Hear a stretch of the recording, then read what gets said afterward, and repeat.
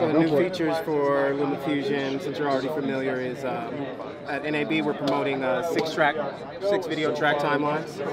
So you'll be able to add that. You're already aware of the 3 video tracks in the current version, and then 6 audio tracks. So you'll have that more flexibility, and since the audio is implemented in the video, you technically have 12 audio tracks to work with.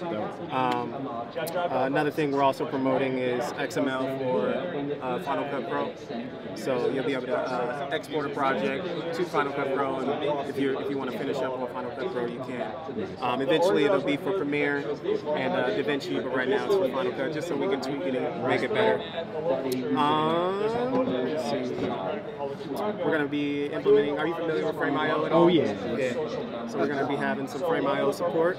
I'll show you a quick little demo. It may not show up well on camera, but just so you can see kind of how it works for the software.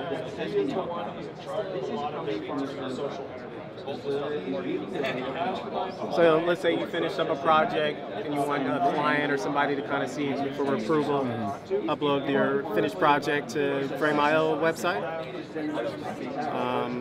Let's say this is the client looking for the stuff. And you're in the, are you in, oh, is that just the video right there? Yeah, so this is the, cool. yeah, so this is the demo. Got it. So let's, the client's on the website, they're finding the project. They go, this is already the conversation you guys have been having, and you implemented a new spot, a new edit. So they're looking for that new edit. This is the shot they don't like. Hey, let's get rid of this. Hey, we don't like this. Too many phones in this section. Make your comment. So then in Luma Fusion. Now, on those comments, do you still have to go to the Frame.io site to do all that, or is that happening within Luma Fusion? This is happening in Luma Fusion. So so you can make all those comments within Luma Fusion. So the next part is that person who's making that edit goes over to the Frame.io folder, finds that same file that client found. And then that conversation is being recorded. So this is that full conversation, all those comments, those all popping up within the. What are y'all doing right now? This is. So that's that same section that was circled. Yeah. And then you can make your comment like, "Hey, man, no problem. I'll make that revision right now. Uploading in a bit." And then if the project's already open, right? So you can just go ahead and make that edit and send off a new version of that edit. So that's what we're doing with Frame.io, and it'll be perfected over time.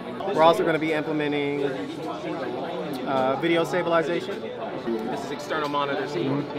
So we'll be able to, you'll be able to edit and have that bigger screen real estate that you want to work with. And so with this video, they just put this out into some churches, on social media, and things like that.